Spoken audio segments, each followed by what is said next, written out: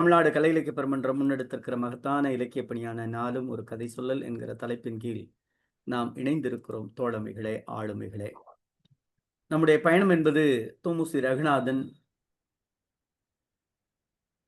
புதுமைப்பித்தன் ஆகியோரது கதைகளை இணைத்துக் கொண்டு நாளும் ஒரு கதை என்கிற தலைப்பின் கீழ் இன்றைக்கு 115வது நாள் நிகழ்வில் இணைந்திருக்கிறோம். தோழமைகளே, இன்றைக்கு புதுமைப்பித்தனுடைய கதையான ஞான குகை என்கிற ஞானம் பொருந்திய ஒரு இலக்கிய படைப்பை இன்றைக்கு கதை சொல்லியின் வாயிலாக நாம் கேட்க இருக்கிறோம். இன்றைக்கு கதை சொல்லக்கூடிய தோழமை நம்முடைய தமிழ்நாடு கலை இலக்கிய பெருமன்றத்தினுடைய பெருமைமிகு உறுப்பினர், தோழமை, இப்படி வரிசையாக அடுக்கிக் கொண்டே சொல்லலாம். காரணம், அந்த அளவிற்கு சால பொருத்தமானவர் நம்முடைய தோழர் வணக்கத்திற்குரிய ஐயா ஐயாறு புகழேந்தி அவர்கள் ஆவார்கள். நம்முடைய தோழமை புகழேந்தி ஐயா அவர்கள் தஞ்சாவூரில் மாவட்டத்தினுடைய செயலாளராக நம்முடைய கலை இலக்கிய பெருமன்றத்தில் தன்னை இலக்கியத்தால், சமூக சிந்தனையால் ஈடுபடுத்திக் கொண்டு தஞ்சை மாநகரில் ஒரு மாதம் ஒரு இலக்கிய நிகழ்வை முன்னெடுக்கிற மிகப்பெரிய அற்புதமான சிந்தனையாளர். தான் ஒரு படைப்பாளி என்பதை காட்டிலும், தான் ஒரு அரசு பணி நிறைவு செய்த ஊழியர் என்பதை காட்டிலும், இலக்கியத்திற்காக ஒவ்வொரு மாதமும் நாம கூட பொதுச் செயலாளரோட அந்த அரங்கிற்கு சென்று இருந்தோம். ஒரு மிகப்பெரிய கூட்டம் கூட. இன்னைக்கெல்லாம் ஒரு 25 பேர் சேர்ந்தாவே பெருசு. ஆனால் அந்த அரங்கிலே குறைந்தபட்சம் ஒரு 75லிருந்து 100 பேர் இருக்கக்கூடிய அந்த அரங்கில் மாதம் நான் சொல்றது மாதம் ஒண்ணுங்கிறது குறைவா சொல்றேன். அப்படி எடுக்கக்கூடிய பண்பாளர். அது மட்டுமல்லாமல் தஞ்சை பல்கலைக்கழகத்தோடு இணைந்து பணி செய்யக்கூடியவர் இலக்கியத்தால். இப்படி அங்கு தோழர் ஜீவாவுடைய அந்த திருவுருவம் அமைவதற்கு காரணமாக, பல்கலைக்கழகத்தில் அமைவதற்கு காரணமாக இருந்த பெருந்தகையாளர்களில் நம்முடைய மாவட்ட செயலாளர் தோழர் ஐயாறு புகழேந்தி அவர்கள் ஆவார்கள். அவங்க ஒரு விஷயம் எனக்கு ரொம்ப பிடிச்சிருந்தது. இந்த கதையை நான் சொல்றேன்னு சொல்லிட்டாங்க. ஆனா நான் கூட கேட்டு பார்த்தோம். ஐயா, வேற எதுவும் உங்களுக்கு சிரமமா இருந்தா வேற இல்ல, இல்ல, இல்ல, இல்ல, இல்ல. அவங்களுக்கு அவ்வளவு நேர நெருக்கடி. அவங்க உறவினர் வீட்டு திருமணங்கள், அது அது அடுத்து பயணத்திலே இருந்தது. அவங்க ஒரு தேதி சொல்ற தேதியில பார்த்தா அது தோதா ஏதாவது ஒரு நிகழ்ச்சி அமைஞ்சு போயிரும். ஆனால் நான் கடைசி வரையும் கெஞ்சி கூட பார்த்துட்டேன். ஐயா, ஞான குகையை வேற யார்ட்டாவது குடுத்துருவோமா? அது என்னுடைய குகை. ஞானத்துக்குரிய குகையை நான் எப்படி இன்னொரு ஆள்ட்ட குடுப்பேன்? அப்படின்னு இன்றைக்கு ஒரு பெருமையோடு, அது மாரி எல்லா நம்முடைய மாநில நிகழ்வுகளில் தவறாது பங்கேற்கிறார்கள். ஒரு எத பத்தியும் கவலைப்பட கிடையாது. ஒரு பஸ்லயோ, ட்ரெயின்லயோ ஏறி வந்து மொத நாளே வந்து அதுதான் அர்ப்பணிப்பு. எல்லாரும் இன்னைக்கு பொறுப்புக்கு வந்துடுறாங்க. பொறுப்புக்கு வந்த பிறகு அர்ப்பணிப்பு இருக்கான்னா, அது விற்பனைக்கு உரியதாகவே இருக்கிறது நிறைய இடங்களில். ஆனால் அது அர்ப்பணிப்பாகவே இல்ல. ஆனால் அந்த அர்ப்பணிப்போடு இருக்கக்கூடிய நம் மனம் நிறைந்த தோழமை, போற்றுதலுக்குரிய ஐயாறு புகழேந்தி அவர்கள் இன்றைக்கு ஞான குகை சொல்ல வருமாறு தோழமையோடு அழைக்கிறேன். ஐயா, நான் உங்கள பத்தி கொஞ்சம் தான் சொல்லியிருக்கிறேன். நான் சொல்லலாம்னு நினைச்சா சொல்லிட்டே போலாம். ஆனால் காலத்தினுடைய அருமை கருதி நிறைய ஒரு சரி. துளி தான் சொல்லியிருக்கிறேன். நல்ல மனிதர். அதுதான் எனக்கு தெரிந்தது. நல்ல மனிதர். நல்ல சிரிப்பு. எங்க ம ம மாநில குழு, செயற்குழு எல்லாம் பார்த்துட்டா ஒரு நல்ல புன்னகை தருவாங்க. ஐயா, நல்லா இருக்கீங்களா? ஆன்னு ஒரு சிரிப்பு. அருமை. தோழமை வருக, கதை சொல்க.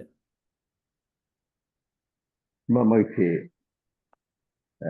தமிழ்நாடு கலை இலக்கிய மன்றம் முன்னெடுத்திருக்கின்ற இந்த கதை சொல்லி நிகழ்வின் மாநில பொதுச் செயலாளர் டாக்டர் அராம் அவர்களுக்கும், இதை அருமையாக நெறியாள்கை செய்து கொண்டிருக்கிற முனைவர் கரு முருகன் அவர்களுக்கும், சுப்பிரமணியன் அவர்களுக்கும் மற்றும் தோழமை அனைவருக்கும் என்னுடைய வணக்கத்தையும் மகிழ்ச்சியையும் தெரிவித்துக் கொள்கிறேன்.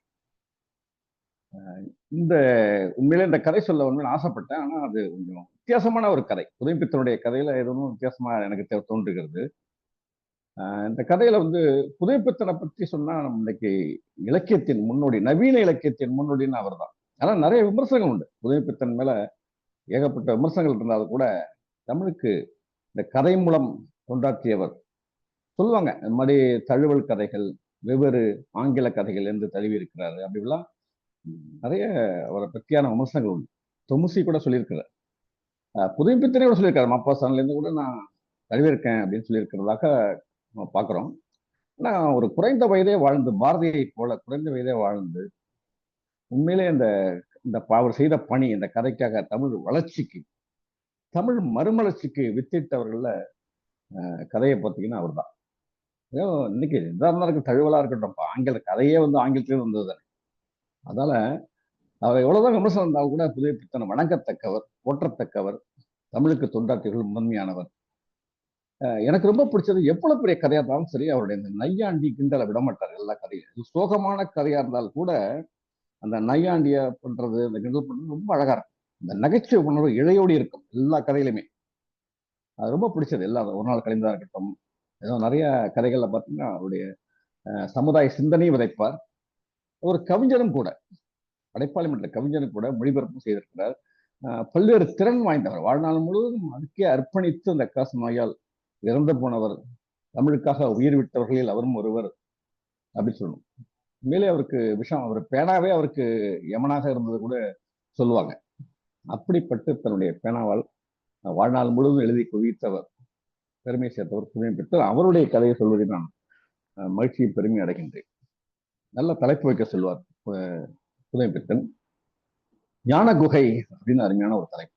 ஆனா இந்த கதையை நான் படிச்ச போது புதுமை பித்தன் எப்படி எழுதுவாரோ, ஒரு ஆன்மீகம் சார்ந்த இல்ல வேற செய்திகளை இது மாதிரியும் எழுதக்கூடியவரோ அப்படின்னு பார்க்கும்போது வித்தியாசமா இருந்ததே தவிர ரொம்ப அருமையா அந்த கதையை அவர் கொண்டு போறாரு.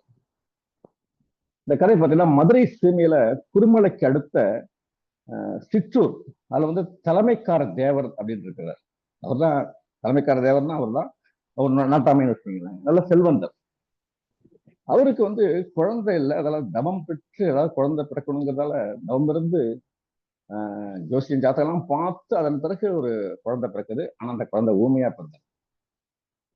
அவர் பேர் இடி அவருக்கு விழுந்த மாதிரி அது. ஏன்னா இந்த தலைமைக்கார தேவர் அப்படி கம்பீரமா இருக்கிறாரு. பத்திரகாளியை கூட பார்த்தீங்கன்னா அவர் பத்திரகாளி பார்வையை கூட அப்படி கூசாம எதிர்த்து பார்க்கக்கூடிய ஆற்றல் மிக்கவர். சொல்லுவாங்க இல்லையா, வீரனுக்கு சொல்லுவாங்க, ஒரு அம்பு வந்து கண்ணில் பாஞ்சா கண் இமைக்க கூடாதான், இமைச்சிட்டாலே தோல்வி, அப்படியே முழிச்சு பார்க்கணும். அப்படி பார்க்கக்கூடியவர் தான் இந்த தலைமைக்கார தேவர். அப்படிப்பட்டவர் தரையில நோக்கி தன்னை தலை குடியறதுக்கு காரணமா பார்த்தீங்கன்னா அந்த குழந்தை உண்மையா பிறந்துருச்சு அப்படின்னு ஒரு வருத்தம். ஏன்னா நிறைய ஜோசியம் ஜாதகம் பார்த்து கூட அப்படி நடந்திருக்கு. அது கூட பொய்த்து விட்டது. ஜோசியம் ஜாதகம் பார்த்து காசி ராமேஸ்வரம் போய் பிறந்தால் கூட ஊமையா பிறந்து 10 வருஷமா அதுக்கு பேச்சு இல்லை. குழந்தைக்கு பார்த்தீங்கன்னா அப்படியே கண்ணடி பார்க்குது, அப்புறம் ஒரு பிரகாசமா இருக்குன்னு சொல்லலாம். ஆனா எச்சி ஒழுவுது. இப்படி ஒரு குழந்தை. யாருக்குமே அந்த குழந்தைய பார்த்தா ஒரு அசூசையா வரும், இல்லாத ஏதாவது குறை சொல்லுவாங்க. ஆனா அவரால் சொல்ல முடியல. ஏதோ குழந்தை பிறந்துருச்சு அப்படின்னு ஒரு மகிழ்ச்சி அவருக்கு. இந்த குழந்தை பிறந்தோட தாய் இறந்து போயிடுறாங்க. தாய் இறந்து போனதை கூட புதுமை பித்தன் எப்படி சொல்றாருன்னா, தன் மகனுக்கு இடம் விட்டு இடத்தை காலி செய்தாள் தாய் அப்படிங்கிறார். இறந்து போனதை கூட தன் மகனுக்காக அந்த இடத்தை விட்டுட்டார் அப்படிங்கிற மாதிரி இந்த அவர் நடையில எழுதுவார். இப்படி அம்மா இறந்த உடனே என்ன பண்றது, இவருக்கு பளு அதிகமாயிடுச்சு, இன்னொரு திருமணம் பண்ணிக்கணும். அவருக்கு என்ன, யாரையும் பொண்ணு கொடுப்பாங்க, தலைமைக்கார தேவர் இல்லையா, அதனால ஒரு பெண்ணை பார்த்து திருமணம் பண்ணிக்கிறாரு. மரவக்குறிச்சி பெண்ணை மறுமணம் செய்து கொள்கிறார். அந்த பொண்ணுக்கு ஜாதகம் பார்த்தா அந்த பொண்ணுக்கு பார்த்தீங்கன்னா குழந்தை இருக்காது, குழந்தை பிறக்காதுன்னு சொல்லிடுறாங்க. அதே மாதிரி ஒரு 4-5 வருஷம் அவருடைய கூடி கூட, தேவரோட கூடி கூட ஒரு 5-6 வருஷத்துல குழந்தைய பிறக்கல, குழந்தை இல்லைன்னு தெரிஞ்சு போயிடுச்சு. அப்ப இந்த குழந்தை மட்டும்தான் வாரிசுன்னு சொன்னா இதுதான். அப்ப இந்த நம்ம சின்னம்மா கொடுமைங்கிற மாதிரி இந்த இந்த 2வது மனைவிக்கு ஒரு பொறாமை குணம் இருக்கு இல்லையா, அது இருக்கதான் செய்யுது, வேற ஒன்றும் செய்ய முடியாது. ஆனா தேவருக்கு வந்து அந்த குழந்தை பேசாட்டினா கூட ரொம்ப அது மேல உயிரா இருப்பார். கண்ணுக்கு கண்ணா அதை வளர்க்கிறாரு. இருந்தாலும் அதை ஒண்ணுமே சொல்றது இல்லை. எப்படியாவது அதுக்கு பேச வைக்கணுங்கிறதுக்காக முயற்சி பண்றாங்க. பூஜை எல்லாம் பண்றாரு, யாகம் பண்றாங்க, வீட்டுல நிறைய நோன்பெல்லாம் இருக்காரு. எல்லாம் இருந்து கடைசியா என்ன பண்ணுதுன்னா அந்த குழந்தைக்கு இப்போ 2 வார்த்தை சொல்ல ஆரம்பிச்சது. அதுவே ஒரு ஆச்சரியம். அப்பா அம்மா அப்படிங்கிறது 2 வார்த்தைகளுக்கு தெரியும். சொல்ல தெரியற அளவுக்கு உள்ள 2 வார்த்தைகள், அம்மா அப்பா. அதுவே அவருக்கு மகிழ்ச்சி, ரொம்ப மகிழ்ச்சி அடைகிறாரு. ஒரு ஓட்ட வாளியில தண்ணி முன்னா நிக்காது, அதுல கூட ஒரு சிரட்டை தண்ணி இருந்தா எவ்வளவு மகிழ்ச்சி அடையுமோ அந்த மாதிரி ஒரு மகிழ்ச்சி. குழந்தை அம்மா அப்பான்னு சொல்லிடுச்சு, போதும், இது போதும், படிக்க வச்ச பண்டிதனாக்கிடலாம், நம்முடைய நாட்டாமையா கம்பீரமா உட்கார வச்சிடலாம் அடுத்தது அப்படின்னு நினைக்கிறாரு. இது ஒரு அசட்டு நம்பிக்கை தான். இருந்தாலும் அவருக்கு அந்த மகன் மேல உள்ள அந்த ஆசை, அசட்டு பையன் மேல உள்ள ஆசையெல்லாம் அப்படி சொல்றாரு. அம்மா அப்பான்னு சொல்லிடுச்ச போதுமேன்னு சொல்லிட்டு அதுக்கு மேல என்ன ஆசைப்படுறாருன்னா படிக்க வைக்கணும், திண்ணை பள்ளிக்கூடத்துல சேர்க்கணும்னு ஆசைப்படுறாரு. எல்லாரும் ஊர் மக்களே என்ன அசிங்கத்தனமா இருக்கு பாண்டியன் தேவரை பார்க்கும் போது இது சொல்ற செயல் அப்படி விருப்பத்தை பார்த்தா அசிங்கத்தனமா இருக்கு. ஏன்னா எப்படி ஊமையை போய் பள்ளிக்கூடத்துல சேர்க்கறது? இன்னைக்கு வந்து காது கேளாத அரசு காது கேளாத பள்ளியெல்லாம் இருக்கு. இந்த காலத்துல எல்லாம் ஊமையெல்லாம் படிக்க முடியாது, எல்லா உள்ளவங்களே படிக்க முடியாது. ஊமையை எப்படி படிக்க வைக்க முடியும்? படிக்க வைக்கணும்னு ஆசைப்படுறாருன்னு எல்லாரும் பாக்குறாங்க. ஒரு செயல் அசுத்தனமா இருக்கு. என்னன்னா கொண்டு போய் எப்படியும் இவருடைய அதிகாரத்துல சேர்த்தான் ஆகணும். அதனால ஊமை கொண்டு போய் படிக்க வைக்க சொல்லிட்டு திண்ணை பள்ளிக்கூடத்தில் சேர்க்கிறாரு. அங்க திண்ணை பள்ளிக்கூடத்துல அங்க உள்ள அந்த குரு என்ன பண்றாருன்னா, எப்படி விட்ட சொல்றது இந்த பிள்ளைக்கு எல்லாம் படிப்பு வராதுன்னு எப்படி சொல்ல முடியும்? அதனால அவரு வழக்கம் போல ஒரு சான்ஸ்கிரிட்ல இருந்து ஒரு கதையை சொல்றாரு. ஒரு கதையை சொல்லி இந்த பிள்ளைக்கு அறிவு வளரணும்னா மாடு மேய்க்க அறிவு விருத்தியாகுங்க அந்த கதைப்படி. ஆச்சரியமா இருக்கு. பொதுவாக நம்ம படிக்காதனான்னு சொல்றோம், மாடு மேய்க்க தான் லாய்க்குன்னு. ஆனா இவர் பாத்தீங்கன்னா மாடு மேய்ச்சா அறிவு விருத்தியாகும் அப்படின்னு ஒண்ணு வித்தியாசமா இருக்கு. சரி பரவாயில்ல, பரவாயில்ல சொன்னபடி செய்வோம் சொல்லிட்டு மாடு மேய்க்கிறது பெரிய விஷயம் இல்லையா அவருக்கு. என்ன இல்லாத ஆளா எவ்வளோத்தையும் மாட்டுக்காரன் இருக்கான், அவனை கூப்பிட்டு அவன் துணைக்கா அனுப்பி பையனை கூப்பிட்டு போங்க மாடு மேய்க்கிட்டோன்னே பையனுக்கு மகிழ்ச்சி. இந்த அரசு பையனுக்கு உடனே எரு மாட்டு மேல ஏறி பதினஞ்சு ஜாம் ஜாம்னு அப்படியே போறான். பக்கத்துல குருமலைன்னு ஒரு பக்கத்துல ஒரு கிராமம், ஒரு காடு, காடு சார்ந்த பகுதி, அது பெரிய காடு. அது அந்த மலை காடு எல்லாமே இருக்கும். அந்த பகுதியில தான் மாடு மேய்க்கிறான். ரொம்ப மகிழ்ச்சியா இருக்கும். மாடு மேய்க்க போறான். கூடவே இவங்களும் போறாங்க, அந்த மாட்டு மேய்க்கிற பையனும். அதெல்லாம் எங்களுக்கு எல்லாமே தெரியும். இந்த எப்படி இந்த காட்டுல ஒத்தடியில பாதையில போறது, எங்க எல்லாம் கிடைக்கும், எப்படி எல்லாம் இருக்குங்கிறதெல்லாம் பத்தி இந்த மாட்டுக்கார பசங்களுக்கு நிறைய தெரியும். அதெல்லாம் நிறைய சொல்லியிருப்பாங்க அவர்கிட்ட. அதெல்லாம் அவனுக்கு மகிழ்ச்சியா அவன் போயிட்டே இருப்பான். அது மட்டும் இல்ல, அந்த காட்டுல வந்து முனிவர்கள்லாம் இருக்கிறாங்க. நிறைய விலங்குகள் பறவைகள் எல்லாமே இருக்கு. முனிவர்கள் இருக்கிறாங்க. நல்ல மருந்து மரம்லாம் இருக்கு. அப்படியெல்லாம் இன்னும் ஆசையை தூண்டி விடுறாங்க. அவன் ரசிச்சு அந்த மரங்கள்லாம் பார்க்கறான். எல்லாம் பார்த்துட்டு போகும்போது ரொம்ப மகிழ்ச்சியா இருக்கு. உண்மையிலே அறிவு வளர்றதுக்கு ஒரு காரணமா இருக்கிறது பார்த்தீங்கன்னா, இன்னைக்கு நம்ம கல்வி சுற்றுலாங்கிறோம் இல்லையா? குழந்தைகளை வந்து படிக்கிறது மட்டும் கூடாது, கல்வி சுற்றுலா ஏன் வைக்கிறாங்கன்னா அறிவு வளர்றதுக்கு அது காரணமா இருக்கு. சுற்றுலா போய் நேரடியாக பார்க்கின்ற போது அறிவு வளரும். நிறைய இடங்களை பார்க்கணும். அதுதான் மிக சிறந்த அறிவு. அதுதான் அதுதான் கொடுக்கும். உலகத்தை பார்க்கறதுங்கிறது அதுதான். வீட்டுக்குள்ளே இருந்துகிட்டு ஒரு அறைக்குள்ளே இருந்துகிட்டு அந்த கல்வியை முழுமை பெறாது. நீங்க பாத்தீங்கன்னா இந்த மாண்டிசோரி கல்வி திட்டத்துல சொல்லுவாங்க, ரவீந்திரநாத் தாகூர் உடைய கல்வி திட்டத்தெல்லாம் பாத்தீங்கன்னா எப்படி இருக்கும்னா, குழந்தைக்கு வந்து இப்ப தென்னை மரத்தை போட்டு ஒரு படத்தை வரைஞ்சி அந்த தென்னை மரத்தை பத்தியோட தென்னை மரமே பார்க்கல குழந்தை. தென்னை மரம்னா என்னன்னு தெரியாது. அதுக்கு தென்னை மரத்தை போர்டுல வரைஞ்சி இதுதான் தென்னை மரம், கிளைகள் உண்டு, இது மட்டைகள்லாம் அதுக்கு எடுத்து அழகழகா காமிச்சு, இதுக்கு கிளைகள்னு சொல்லி காமிச்சு இந்த மாதிரிலாம் படம் எடுத்துக்கிட்டு இருப்பாங்க. அந்த தென்னை தேங்காவை காமிப்பாங்க. எல்லாமே படத்துல தான். ஆனா அந்த குழந்தைக்கு தென்னை மரமே பார்த்தது இல்லை. ஆனா படத்தின் மூலமாக விளக்கி பாடம் நடத்துவாங்க. இந்த முறையை விட அந்த குழந்தைய கொண்டு போய் தென்னை மரத்துக்கிட்டே விட்டுறது. அது தென்னை மரத்தை பார்த்துட்டு அண்ணாந்து பார்த்து என்னன்னு கேட்கும். அப்ப நீங்க சொல்லிக் கொடுங்க, அதுதான் சிறந்த கல்விங்கிறாங்க. அப்பதான் இதுக்கு பெயர் தென்னை மரம். இதெல்லாம் வந்து தேங்காய் மட்டை எப்படி வேறு விட்டுருக்கு, எப்படி உயரமா இருக்கு வளருது அப்படிங்கிறதெல்லாம் பத்தி நீங்க அப்பதான் வந்து அந்த கல்வி வரணுமே தவிர நேரடியாக பார்க்கின்ற பொழுதுதான் அந்த ஆழமா பதியும். அதுதான் வந்து கல்வி வளர்ச்சிக்கு முக்கியமா இருக்குன்னு சொல்றாங்க. அந்த காலத்துல பாத்தீங்கன்னா அரிச்சுவடையில பாத்தீங்கன்னா அணில் ஆடு இலைன்னு இருந்தது. நம்ம காலத்துலதான் அணில் ஆடு இலைன்னு இதுதான் பாடத்திட்டத்துல இருந்திருக்கு. அப்பெல்லாம் இப்படி புகுத்திருக்காங்க. அப்போ வந்து பாரதிதாசன் தான் பார்த்தாரு, என்னது அணில் ஆடுன்னு. அணில பிள்ளைக்கு பார்த்திருக்காரு, அணில தெரியாது குழந்தைக்கு. புது குழந்தைக்கு எப்படி அணில பார்த்த குழந்தைக்கு தெரியுமா தான் அணில்னு தெரியுமா என்ன? அணில்னு சொல்றாங்களே, அணில்னு ஒரு படத்தை போட்டுட்டு அணில் ஆடுன்னு இந்த அகரவரிசை சொல்லுகின்ற பொழுது பாரதிதாசன் சொன்னாரு, அணில் யாருக்கும் தெரியாது, அம்மானா எல்லா குழந்தையும் தெரியலையா? அதான் அம்மா ஆடு இலைன்னு வைங்கன்னு சொல்லி இந்த பாடத்திட்டத்தை மாற்றியவர் 3ஆம் வகுப்பு வரை வகுப்பாசிரியர் இருந்த பாரதிதாசன், புரட்சி கவிஞர். அதன் பிறகுதான் மாறிச்சு. என்ன என்ன சொல்ல, 5க்கு கூட ஐவர்னு போடாம ஐயர்னு போட்டுருக்காங்க. 5 ஐய காமிக்கணும், அதுக்கு ஐவர் அப்படின்னு இருக்கு. அதான் வந்து ஐயர்னு இருக்கு, அப்புறம் ஐவர்னு மாத்தினாங்க. இப்படி எல்லாத்தையும் புகுத்தப்படும்.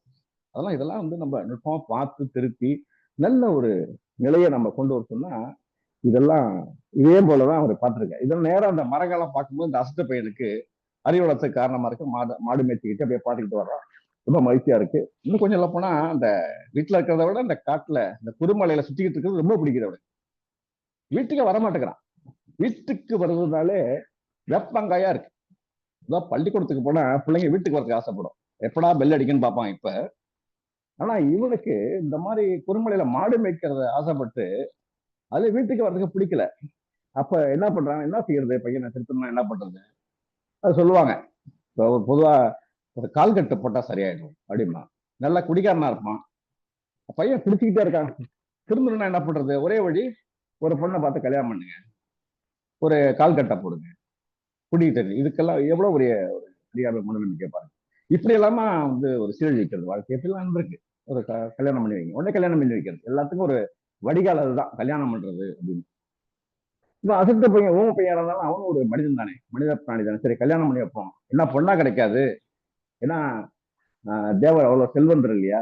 அதனால ஒரு ஏழை பொண்ணு, மருதையா தேவன் அப்படிங்கிற ஒரு ஏழை அவருடைய மகளை வந்து திருமணம் முடிக்கிறாரு. பார்த்தா கருப்பாயின் பேர், பேர் தான் கருப்பாய், உன்னை கருப்பா தான், அந்த கருப்பா இருந்தாலும் கலையா அழகா இருக்கா. அவரை பார்த்த உடனே இவனுக்கு பிடிக்குது. உடனே ஒரு பிரகாசம், அவனுக்கு விழிகள்ல அவனுக்கு இந்த அசத்த பையனுக்கு பிரகாசமா இருக்கு அந்த கருப்பாய் அந்த பொண்ணை பார்த்தோன்னு. ஏதோ ரொம்ப நாள் பழகின மாதிரியும் தெரியுது பார்க்கும்போது. இந்த பெண்ணோட ரொம்ப பழகி இருக்கிறாங்க.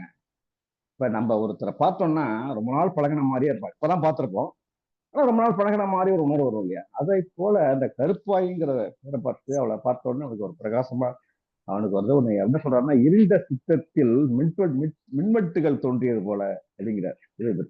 அப்படி அவனுக்கு மகிழ்ச்சியா இருக்கு. திருமணம் முடியுது. இருந்தாலும் இப்ப பாத்தீங்கன்னா அவனுக்கு ஒரு 15 வயசு ஆயிடுச்சு.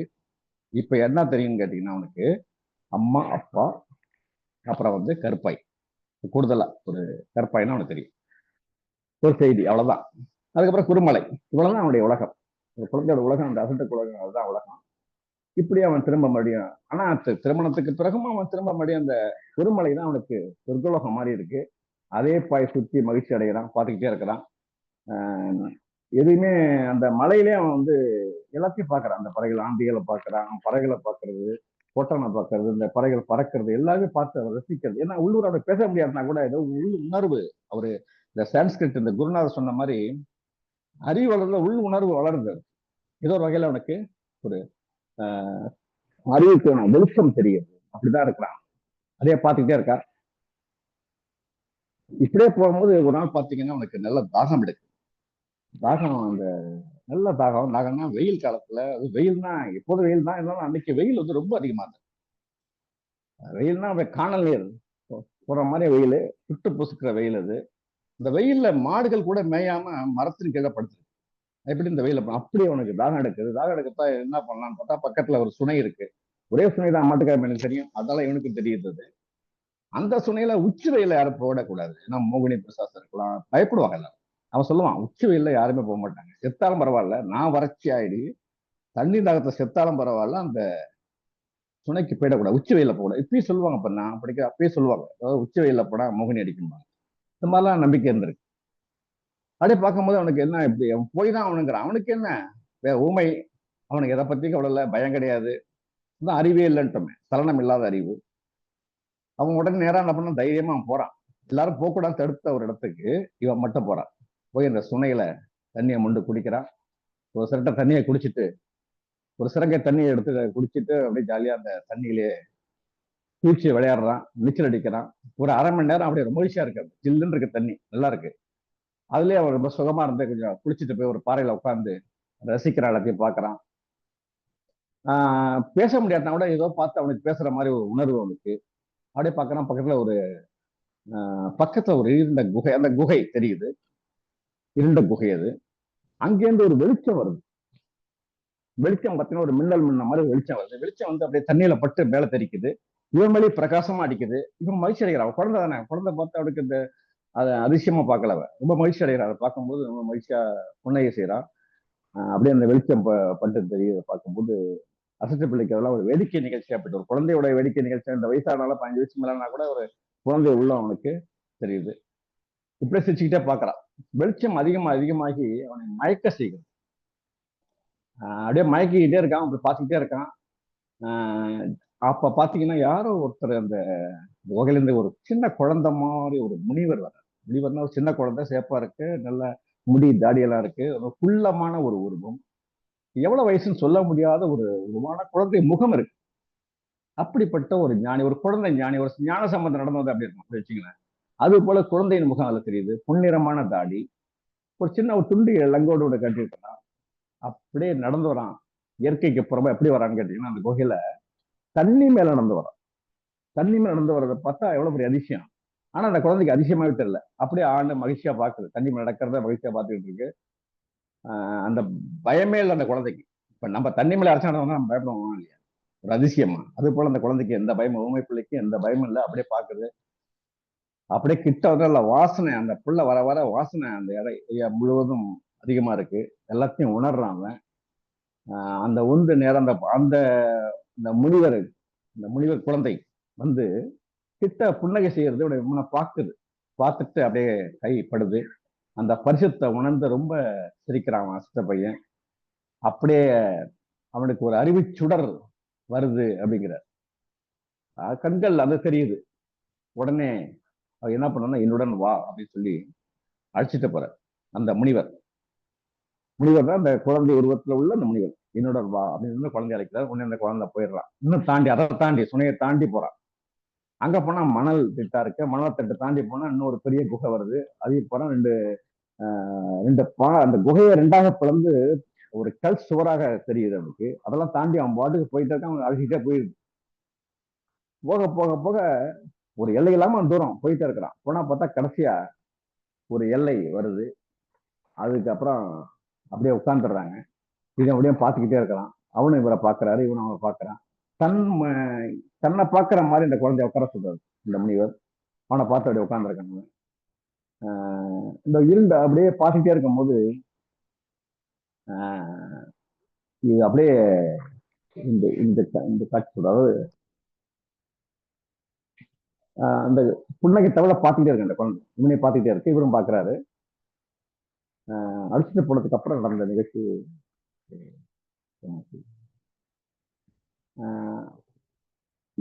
இவரை பார்க்கறதுக்கு போது அந்த முனிவரும் பார்க்கலாம், அந்த குழந்தைய பார்க்குது. ஏதாவது மந்திரம் சொல்லணுமே, என்ன சொல்றது? ஒரு இப்ப முனிவரை பார்த்தால அந்த குழந்தைய பார்த்தால அந்த குழந்தைக்கு ஒரு தேஜஸ் முன்ன விட இப்போ ஒரு தேஜஸ் உடம்புல இருக்கு. ஒரு ஞானம் வந்தது மாதிரி ஒரு ஞானியை போன்ற ஒரு தோற்றத்துல அந்த குழந்தை இருக்கு இவரை பார்த்ததால. அதன் பிறகு அவருக்கு இந்த மந்திரம் சொல்லலாம்னு பாரு. எப்படி சொல்ல முடியும்? ஊமை பிள்ளைக்கு காதும் கேட்காது இல்லையா?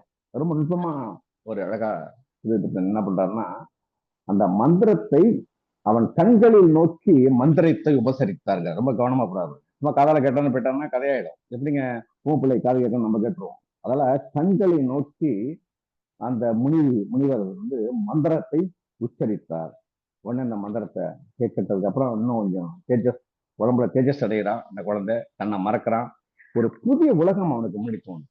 பாத்தீங்கன்னா அந்த காடு அப்படியே திடீர்னு பாத்தீங்கன்னா ஒரு சொர்க்கலோகம் மாதிரி இருக்கு. மரம்லாம் தங்கத்துல மரம் இருக்கு. செடி கொடிகள்லாம் வெள்ளி கொடினா உண்மையிலே வெள்ளி கொடி. வைரம் வைடூரியெல்லாம் இருக்கு, தொங்குது. அதெல்லாம் பார்க்கும்போது வேற உலகத்துல இருக்கிற மாதிரி இருக்கு. இந்த பூங்காவனமே பார்த்தீங்கன்னா தக தகன்னு அப்படியே மின்ற மாதிரி ஒரு காட்சி. இந்த ஜீவராசிகள்லாம் பார்த்தீங்கன்னா அவ்வளோ ஆச்சரியமா இருக்கு. எல்லாமே எல்லாமே வந்து வைரமும் தங்கமா ஒரு சொர்க்கலோகம் எப்படி பார்த்தாலும் அதை உணர்கிறான். அந்த பாட்டு ஒரு உலகத்தை அவனுக்கு தெரியுது. இந்த பரிசத்தாலையும் இந்த மந்திரத்தாலையும் அந்த குழந்தைக்கு அப்படி ஒரு காட்சி தெரிஞ்சோன்னு தன்னை மறந்து அப்படியே பிரமிச்சு போய் இந்த குழந்தை அப்படியே பார்த்துக்கிட்டு எல்லாத்தையும் அனுபவிக்குது.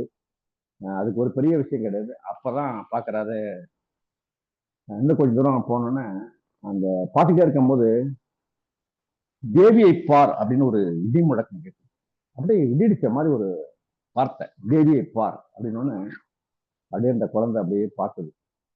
அந்த புதிய உலகம் மறைஞ்சி வேற மாதிரி ஒரு பழைய இருட்டு வந்தது. திரும்ப பழையபடி வந்துட்டான். இந்த சொர்க்கோலகம் முடிஞ்ச பழைய மாதிரி இருட்டுல வந்து பார்க்கும்போது இந்த பாறை சுவர் முகத்துல கன்னத்துல கை வச்ச அந்த இருள் உருவம் அப்படியே உட்கார்ந்துருக்கு. ஒரு பிரகாசமா இருக்கு அந்த உருவம். அவள் தான் தேவி அப்படிங்கிறத இந்த அசரீர் கேட்குது. இந்த பிறந்த குளத்துல இந்த கன்னி உருவத்துல அந்த பெண் இருக்கிறா. இவன் அப்படியே பாக்குறான். உயரம் இருந்தாலும் குழந்தைக்கு ஒவ்வொரு அங்கம் எல்லாமே தெரியுது. நல்லா பார்த்துக்கிட்டே இருக்கிறான்.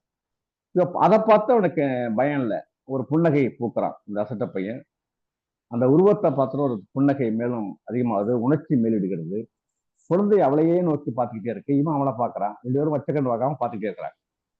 அந்த தேவியும் இவனும் பார்த்துக்கிட்டே இருக்கிறான். மெதுவா அந்த குழந்தை பேச ஆரம்பிக்குது.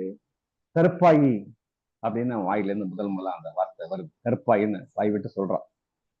ரொம்ப அதிசயமா இருந்தது. உடனே ஒரு பெரிய உலகமே, சப்த உலகங்களும் மோதுவது போற, உலகமே ஒண்ணுக்கு ஒண்ணு மோதி உடைஞ்சது மாதிரி ஒரு பெரிய பேரிடி. உருவர் அந்த கண் இந்த குழந்தை உருவம் இருக்கு இல்லையா, அந்த பெண் உருவம், தேவி உருவம் ரெண்டா பிளக்குது. பிளந்து பாறை சுவர்கள்லாம் அப்படி கீழே உள்ள 1000 மின்னல்கள் அந்த குழந்தைய தாக்குது. இந்த அசட்ட பையன் மேல தாக்கணும் அப்படியே நிக்கிறான். அசட்டு தாக்குனா ஒரு மறுபடியும் இருட்டு, எப்படி மின்னல் மேனி ஒரு இருட்டு வரும் இல்லையா, அதே போல ஒரு இருட்டு. அந்த இருட்டுல அப்படியே அதுக்கப்புறம் என்ன நடக்குதுன்னு சொல்றாருன்னா, மறுநாள் தலைமைக்கார தேவரின் குழந்தை கருகி கரிக்கட்டையாக அந்த சுனையில் விழுந்திருந்தது.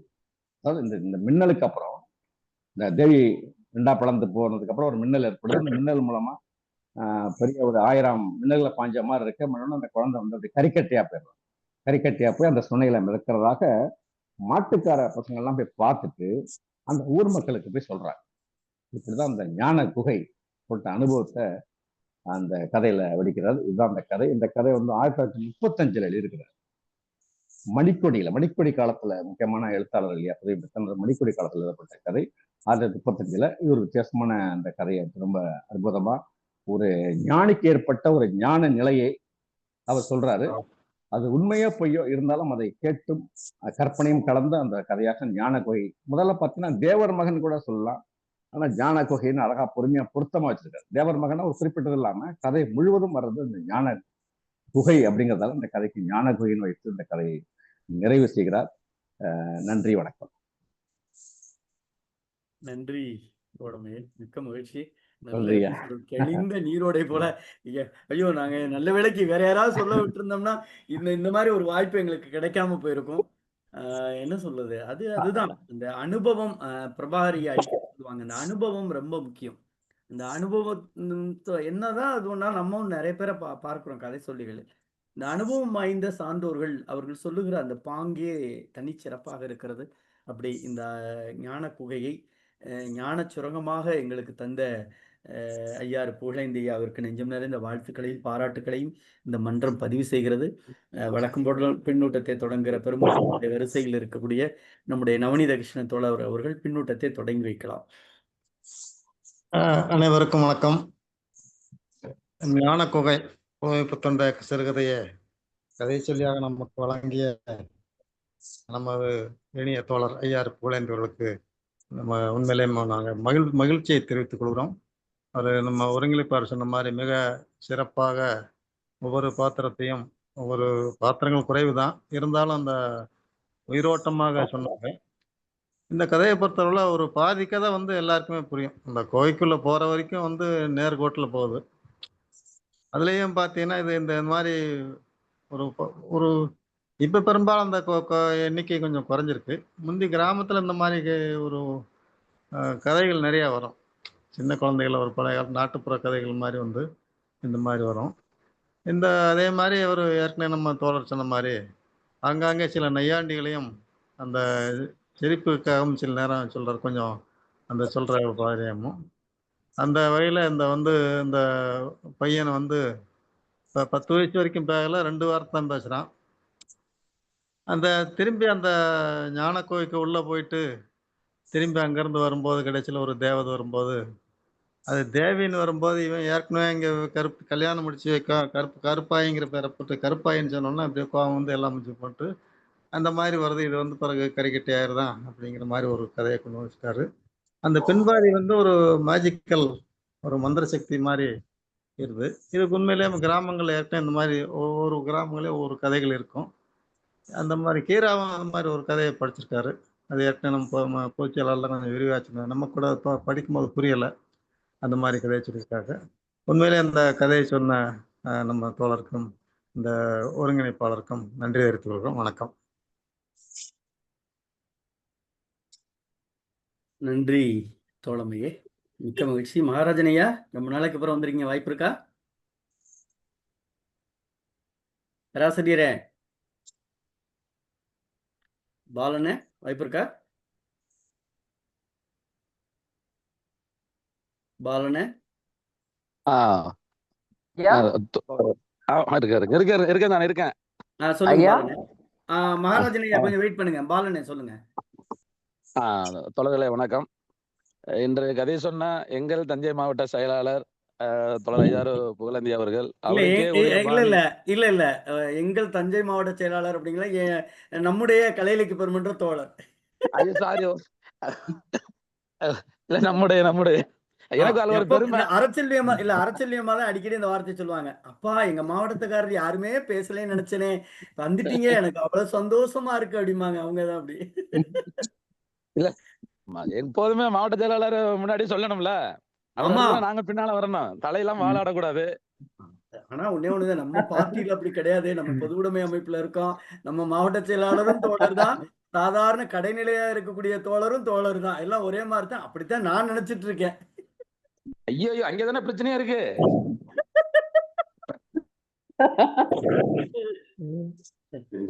எங்க மாவட்ட செயலாளர் விட்டோம்னா அதுக்கு ஒரு கதை எழுதுவாரு. அண்ணே சொல்லுங்கண்ணே, அண்ணே சொல்லுங்கண்ணே. இந்த கதையை வந்து உண்மையை நல்லபடியாவே சொன்னாங்க. அதே மாதிரி இந்த கதையை வந்து ஒரு 3 பகுதியா நான் இப்பதான் படிச்சேன் இன்னைக்கு சாயந்தரமா. பட் 3 பகுதியா இருந்தது. நல்லாவே இந்த கதையை ஓரளவு ஒரு புரியுற மாதிரி கொண்டாந்து வச்சுட்டாங்க.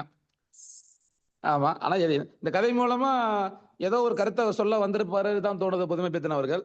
கடைசியில அந்த ஒரு டிராஜடியா அந்த குழந்தை இறந்து மிதக்கிறது மாதிரி முடிக்கும் போது ஒரு அறியாமை மாதிரி சொல்றாரா, ஒரு குடும்பத்தினுடைய அவருடைய அவலங்களை சொல்றாரா?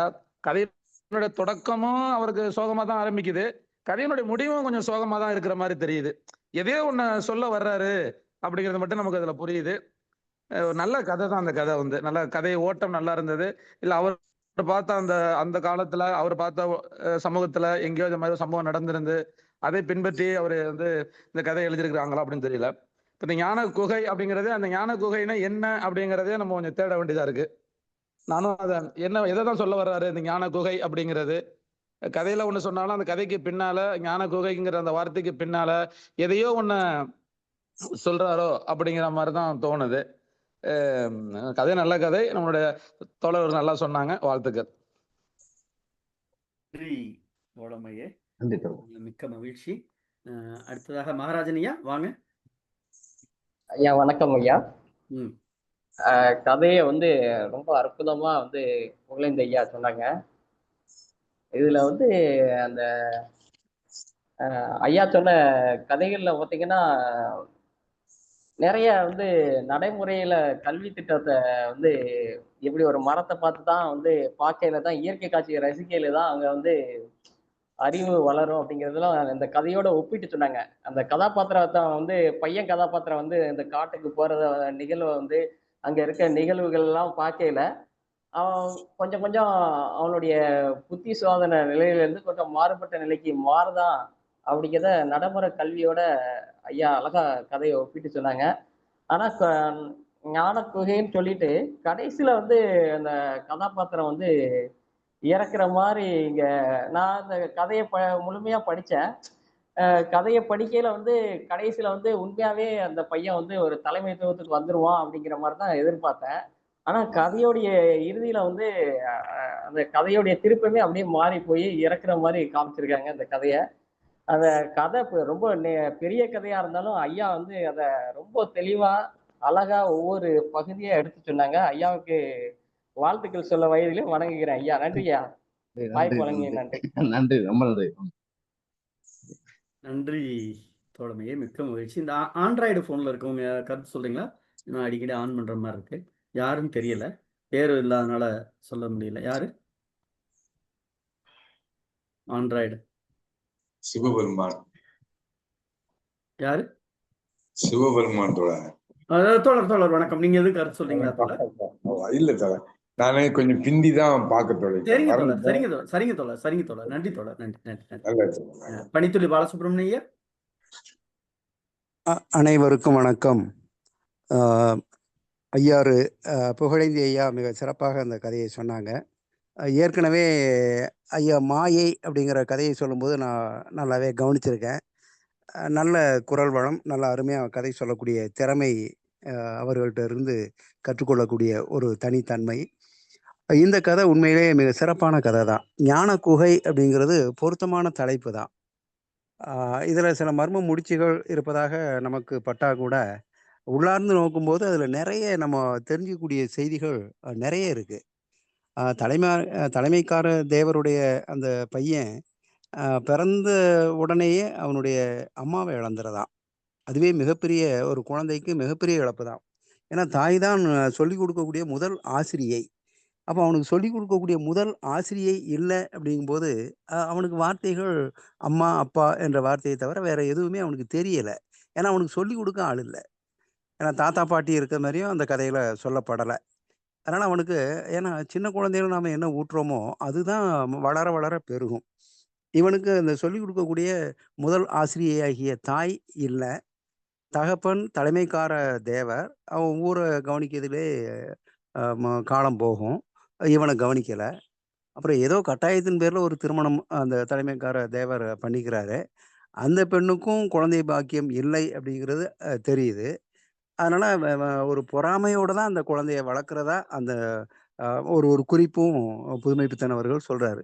அப்போ பொறாமையோடு வளர்க்கும்போது இந்த குழந்தை எந்த அளவுக்கு வளர்க்கப்படும் அப்படிங்கிறது நமக்கு புரியும். இப்போ இந்த குழந்தை அருமையான குழந்தை. அதுல எந்த மாற்று கருத்தும் இல்ல. நல்ல என்ன பேசுறதே தவிர மற்றபடி நல்ல அருமையான குழந்தை. ஆனா அதை கவனிப்பார் இல்லை. அதுதான் பெரிய வருத்தம். அந்த ஆசிரியர் சொல்றதுக்கு ஏற்ப மாடு மேய்த்தல் நலம் அப்படிங்கிற மாரி மாடு மேய்க்கிறதுக்கும் அனுப்புறாங்க. அவன் சந்தோஷமா தான் போறான். ஆனா அந்த குகைக்கு மட்டும் மற்ற ஆடு மாடு மேய்க்கக்கூடிய குழந்தைகள் போகல. அப்ப அதுல ஏதோ ஒரு மர்மம் இருக்கு அப்படிங்கிறது அந்த குழந்தைகளுக்கு தெரிஞ்சிருக்கு. ஆனா அவங்க கூட சொல்லல இந்த பையனுக்கு. எனக்கு என்ன தோணுது அப்படின்னா, அந்த குகையில உள்ள அந்த குரு உருவம் அல்லது அந்த மாய மோகினி மாரி வரக்கூடிய ஒரு கன்னி, இதெல்லாம் கூட அந்த அந்த காலத்துல அந்த நரபலி அப்படிங்கிற ஒரு கூட்டம் இருந்ததா நம்ம பார்க்குறோம். அந்த நரபலி கூட்டம் இவனை பயன்படுத்தி கொண்டதோ அப்படிங்கிற மேலான ஒரு ஐயப்பாடும் அதுல எழுது. இவன் அத மகிழ்ச்சியா தான் போறான். ஏன்னா இவன் பார்க்காத ஒரு உலகம். அதுல போய் பார்க்கணுங்கிற மாரி போறான். அங்க இவன ரொம்ப கையை பிடித்து ஏன்னா இவனுக்கு எந்த ஆதரவும் கிடைக்கல. இவனுக்கு அந்த அன்பு, அந்த ஸ்பரிசம் அப்படின்னு சொல்லக்கூடியது இவனுக்கு கிடைக்கவே இல்ல. அங்க அந்த குரு உருவம், அந்த முனிவர் இவன் கையை பிடித்து கூட்டு போம்போது சந்தோஷமா போறான். ஏன்னா அவனுக்கு கள்ளங்கபடம் இல்லாத ஒரு அ நிலையில அவன் வளர்ந்ததுனால, அவனுக்கு வந்து அது ஒரு புதுமை அப்படிங்கிற மாரி அவன் போறான். ஆனா அவன் ஏமாற்றப்படுறான் அப்படிங்கிற மாரி தான் எனக்கு தோணுது. ஏன்னா அவன வந்து ஏதோ ஒரு இதுல பலியிடப்படுறான் அப்படிங்கிற மாரி தான் தோணுது.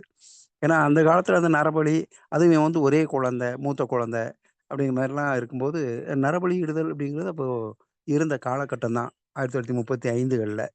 ஒருவேளை இவன் அது மாரி இவன வெட்டி கொல்லலையே தவிர ஏதோ நெருப்பிலிட்டு கொன்றது போல எனக்கு தோணுது. அது மாரி தான் இவன கொன்னுட்டாங்க பாவம். அப்படிதான் எனக்கு தோணுது. இதுல என்ன ஞான குகை அப்படின்னா, அவன் தைரியமா தான் ஏன்னா மற்ற குழந்தைகள்லாம் அந்த குகைக்குள்ள போல. இவன் மட்டும் தான் போறான். அதுல கூட புதுமைப்பித்தன் ஒரு ஒரு ஒரு ஒரு சொல்லாடல் கையாள்றாரு. என்ன அப்படின்னா, "அறிவு, சலனம் இல்லாதவன் எதற்கும் பயப்பட மாட்டான், அஞ்ச மாட்டான்." அப்படின்னு ஒரு வரிய கொண்டு வருவார். அப்போ அறிவும், சலனமும் இல்லாதவன் னாக இவன் இருந்ததுனால தான், இவன் வந்து பயப்படாம அந்த குகைக்குள்ள போய் மாட்டிக்கிட்டான். மாட்டிட்டான். அந்த வஞ்சகத்தனத்துல இவன் சிக்கிக்கிட்டான்.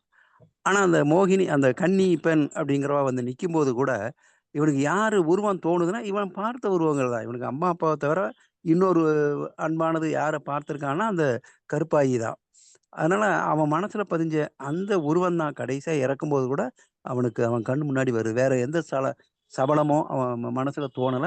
கள்ளங்கபடமற்ற ஒரு நல்ல பையன்.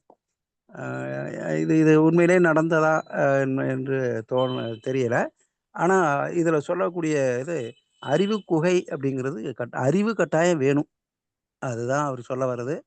அ அறிவு இருந்தா அந்த குகைக்குள்ள போயிருக்க மாட்டான். அந்த ஞான குகை நமக்கெல்லாம் ஒரு ஞான குகையா எச்சரிக்கை தருது. அவ்வளோதான். நல்ல அருமையான கதை. அருமையான படைப்பு தான். அவர் சொல்ல வர செய்தி, ஒரு குழந்தை கள்ளங்கபடமற்ற குழந்தை எப்படியெல்லாம் கஷ்டப்படும். அது எப்படிலாம் மாத்தணும்னு நமக்கு சொல்றாரோ என்னவோ தெரியல. நல்ல அருமையான கதை. அப்படிதான் இருக்கும்னு நான் நம்புறேன். வாய்ப்புக்கு நன்றி ஐயா. நன்றி. நன்றி தோழமையே. நன்றி. சிவசுப்ரமணியன் தோழர். நன்றி. நல்லா சிறப்பா சொன்னீங்க. அன்பான தோழர்கள் அனைவருக்கும் வணக்கம். இன்னைக்கு ஞான குகை கதைய ஐயாறு புகழேந்தி அவர்கள் ரொம்ப சரளமாக இயல்பாக சொன்னார் கதைய. அதுல வந்து அவர் சொன்னதுல இந்த கல்வி முறை வந்து நேரடி கல்வி முறை காட்சிப்படுத்தி கல்வி முறை செய்யணும். தென்னைன்னா தென்னை மரத்தை காட்டியது அப்படின்னு சொன்னாரு. கல்வியாளர் ஆயிஷா நடராஜன் இப்ப புதுசா ஒண்ணு சொல்றாரு. கதை சொல்லல் மூலமாகவும் பாட போதனை நடத்தலாம் அப்படின்னு ரொம்ப இதாக சொல்லியிருக்காரு. நம்ம கதை சொல்லல்ங்கிறது ரொம்ப கல்வி முறைக்கு பயனுள்ளதாக இருக்கும் என்பதை பதிவு செய்து கொள்கிறேன். அடுத்து பேனா அவருக்கு எமனாக வந்து விட்டது, புதுமைப்பித்தனுக்கு எமனாக வந்து விட்டது என்று குறிப்பிட்டார். எனக்கு என்னமோ அது பேனாதான் அவருக்கு இரவா புகழை ஈட்டி தந்தது, இரவா புகழை ஈட்டி தந்திருக்கிறது அப்படின்னு சொல்ல தோன்றுகிறது. ஞான குகை, குகையினாலே பொதுவா என்ன, இருளா இருக்கும்.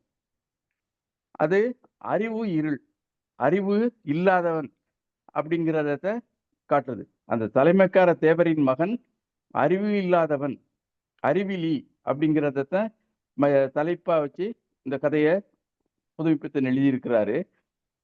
இதுல அந்த அவனுக்கு நல்லது கெட்டது தெரியாது, என்ன அவன் ஊமையாவே இருக்கான். ஊமைக்கு ஏது பாசை, அது பயமும் அதனால இருக்காது. அறிவு இல்லைன்னா பயமும் இருக்காது.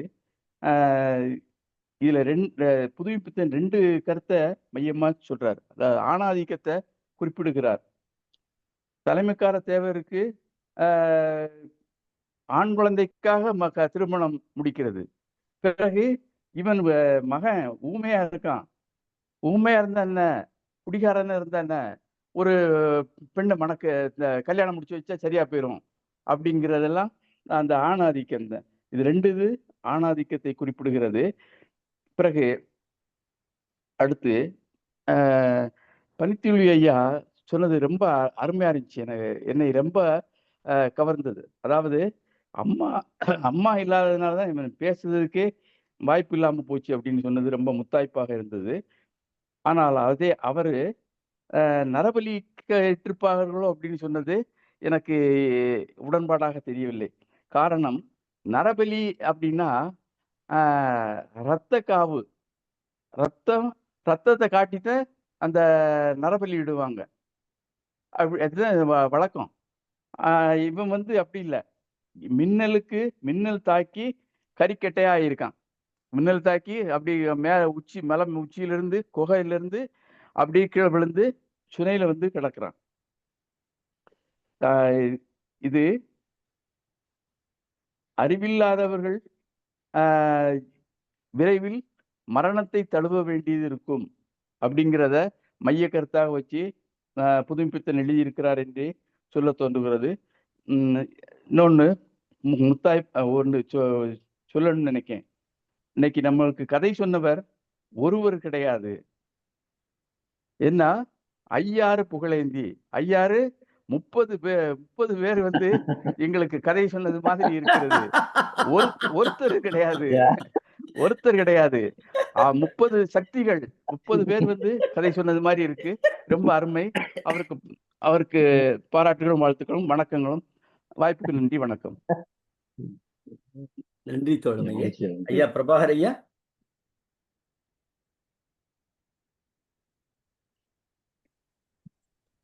இது நான் அப்போதான் வந்தேன்.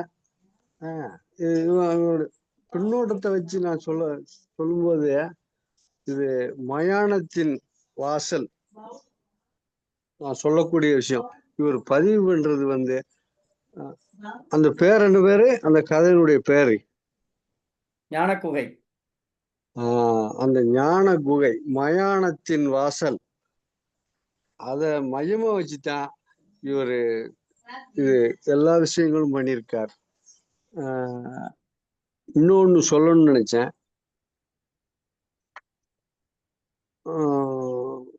கதை சொன்ன அந்த ஆளு, நான் அவருடைய பேர் எனக்கு தெரியல. ஐயாறு புகழேந்தி ஐயா. நல்லா தான் சொன்னார் அவரு. நான் பாதிக்கு மேலதான் வந்தேன். அது இது மயானத்தினுடைய அந்த அந்த மரணவாசல் இருக்கு இல்லையா, அத மையமா வச்சு புதுமை பித்தன் இதை பண்ணியிருக்கார். அதுல அப்படி இப்படி அது அந்த அந்த இதுக்கான ஒரு மையங்களை வச்சு அப்படி அவரு பண்ணியிருக்காரு. இது அதான் மரணத்தில் வாசல் தான் இதுக்கு நான் அப்படித்தான் சொல்லுவேன். நான் அதுதான் அதோட விஷயம். அதனுடைய அந்த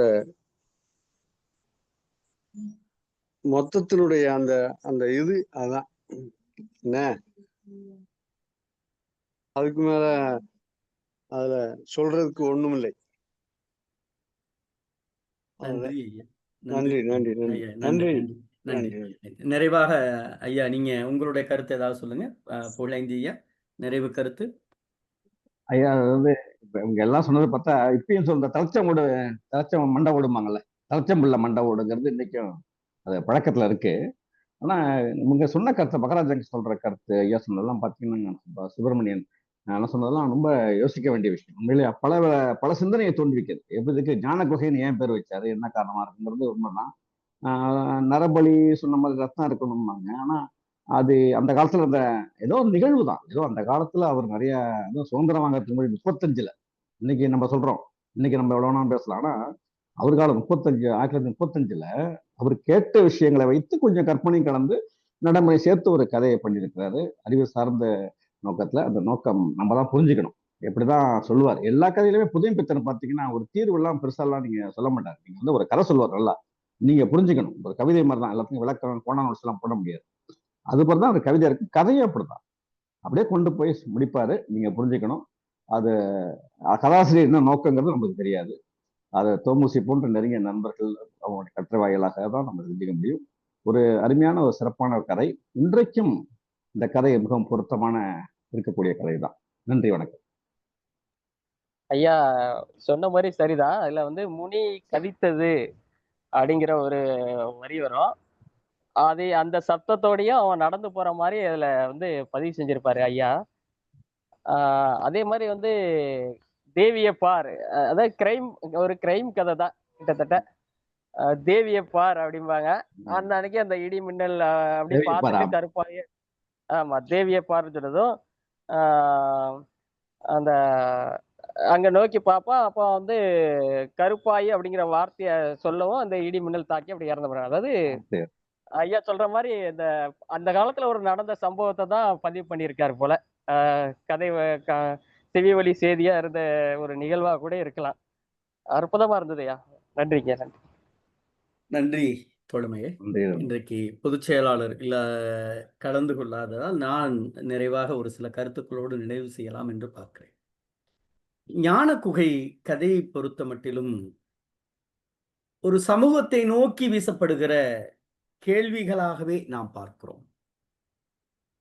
இந்த சமூகம் எப்படி பார்க்கிறது என்றால், நம்பிக்கையை அல்லது பழக்க வழக்கங்களை நம் மீது திணித்து ஏற்றுக்கொள்ள வைக்கிற மனத்தின், சரியான வார்த்தை சொல்லணும்னா மனித மனத்தின் ஆழமான இருண்ட பக்கங்களை அலசி பார்க்கிற சிறுகதையாகவே நாம் இதை பார்க்கிறோம். ஏன் அப்படின்னு ஒரு கேள்வி வரலாம். முதல் கேள்வி, என்ன ஆழமான இருண்ட பக்கங்கள்? மனிதனிடம் போலித்தனமான கடவுள் நம்பிக்கையும் அதன் விளைவாக இந்த சமூகத்தை ஏமாற்றுகிற போக்கும் இருக்கிறது. அதை புதுமை பித்தன் பார்க்கிறார். நம்மளாம் பார்த்துட்டோம், படிச்சுட்டே இருக்கோம். புத்தர் ஞான ஒளி பெற்றார் அப்படின்னு பார்க்கிறோம். இதுல கூட இந்த ஞான குகை ஒரு குறியீடு தான். குகை என்பது ஒரு இருண்ட பக்கம். ஞானம் என்பது அந்த குகையிலே வருகிற அந்த தெளிந்த நீரோடை போல மனத்தில் வருகிற அந்த கசிவு இருக்கிறதா, இரக்கம் இருக்கிறதா என்கிற கேள்விதான் இந்த ஞான குகையினுடைய கதையினுடைய தலைப்பாகவே நாம் பார்ப்போம். கடவுள் அல்லது அருள் அல்லது ஞானம், இப்படி எப்படி வேணாலும் வச்சுக்கோங்க.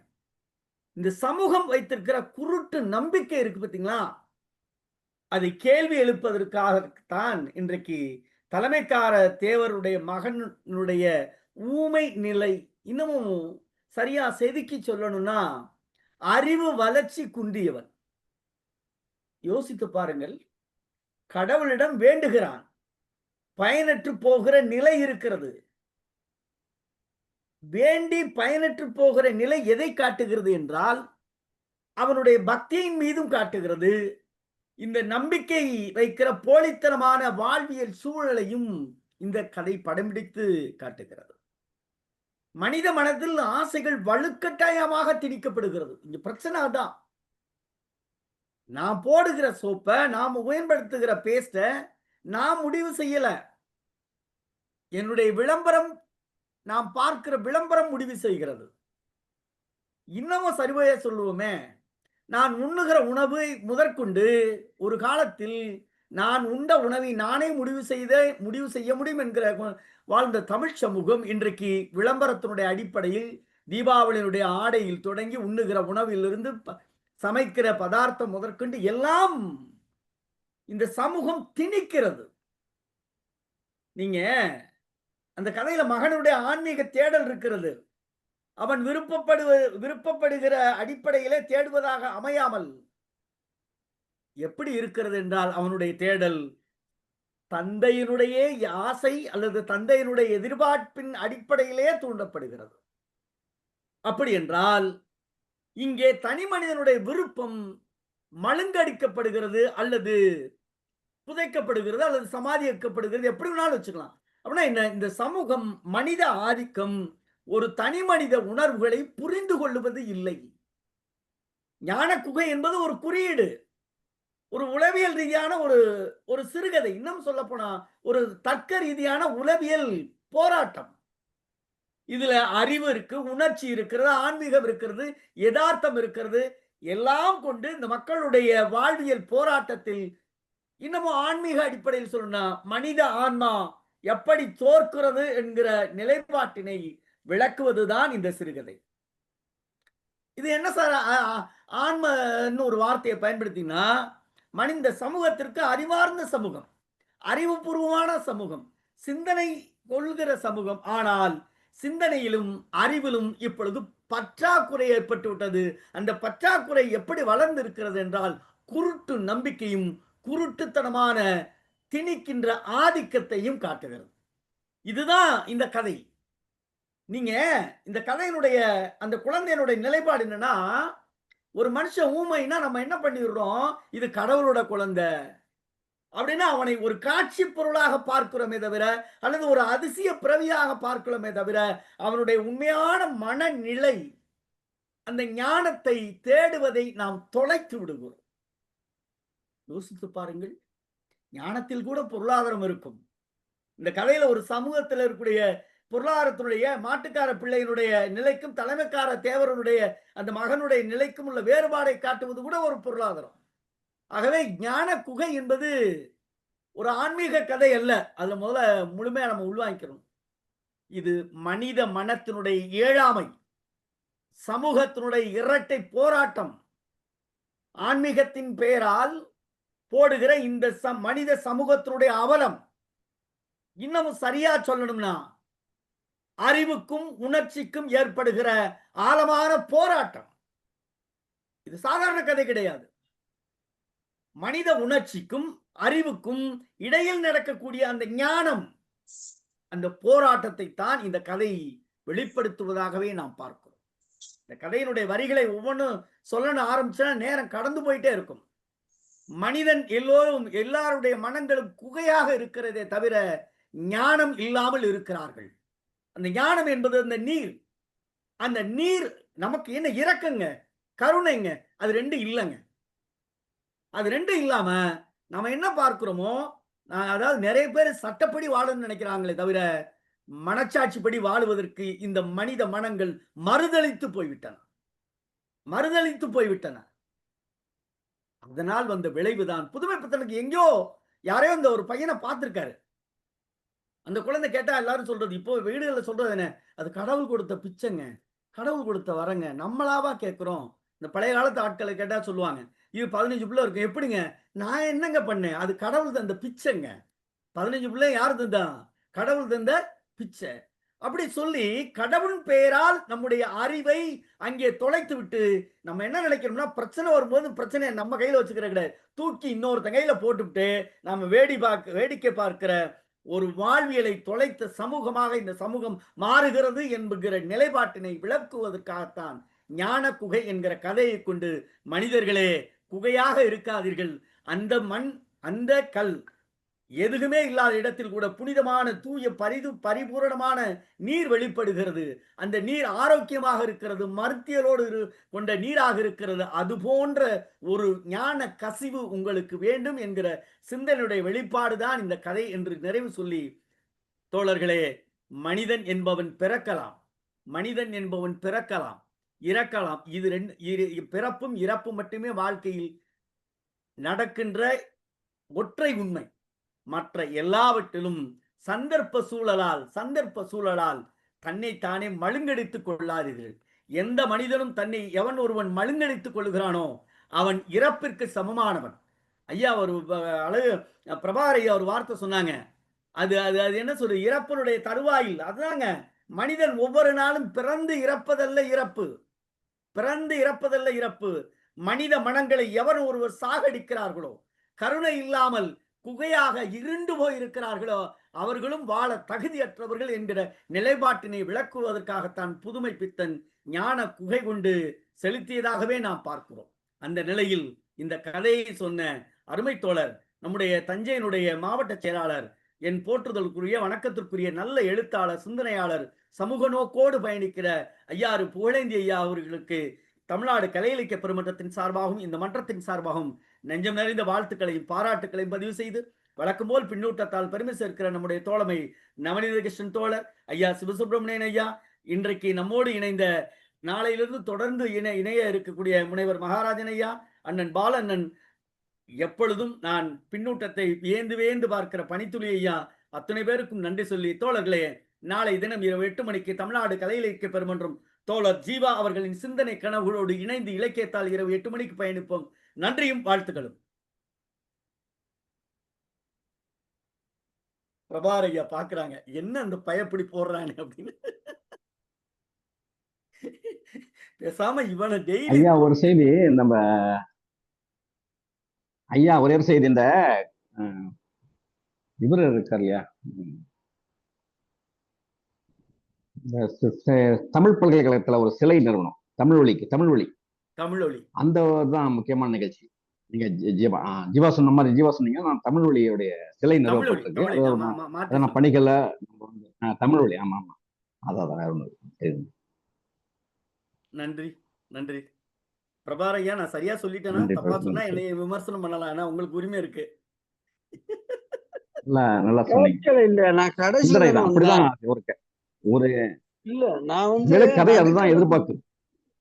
நடுக்கட்டத்துக்கு பிறகுதான் வந்தேன். அது அந்த மயான வாசல் தான் அதனுடைய முக்கிய கருத்து. இல்ல நீங்க சொன்னதான் சரி, இல்ல நீங்க சொன்ன தலைப்பு தான் சரி. அதான் விஷயம். சரி, நன்றி. நல்ல தோழர், மயானம்ங்கிறதெல்லாம் வாய்ப்பு இல்ல. தோழர் முருகன் சொன்னது ஒரு நல்ல பாயிண்ட் சொன்னாங்க ஐயா தோழரு. அந்த அந்த அறிவுக்கும் உணர்ச்சிக்கும் இடைய அது ரெண்டையும் மையப்படுத்தி தான் கொண்டு போறாரு. அது அப்படிதான் பார்க்கணும். ஒரு யதார்த்த உலகம், ஒரு மாய உலகம். ஒரு அதாவது மனித மனத்துல இருக்கிற அந்த இருண்டு அறியப்படாத ஒரு பகுதி இருக்கு இல்லையா, அதை நோக்கி அந்த குளத்துல போய் அந்த சுனை நல்லதுதான், அதுல போய் குளிச்சா அறிவு பெறலாம்னு நினைக்கிறான், ஆனா அது முடியல. அது மாதிரி இன்னும் கொஞ்சம் விவாதம் இருக்குது. அதுதான் மைய கரு. இல்ல, புத்தருக்கு கிடைச்ச வாய்ப்பு எல்லாருக்கும் கிடைக்கும்னு நினைக்கிறாங்க, அதான் பிரச்சனை. நன்றி. கரெக்ட். இல்ல கரெக்டா தான். நீங்க அந்த சாமியார் அதான் உண்மை. சாமியார் போது பாதி வெளிச்சம் கிடைக்குது, ஆனா முழுசா கிடைக்குது அவனுக்கு. பிரபாகர் யாதவ் சொல்றாங்க, சொல்லுங்க. அந்த ஊமைகளுடைய விஷயம் இருக்கு இல்லையா, அது அற்புதமான ஒரு நிலை. அது நம்ம நமக்குள்ள பேசிட்டு இருப்பான், பேசி சிரிச்சிட்டு இருப்பான்.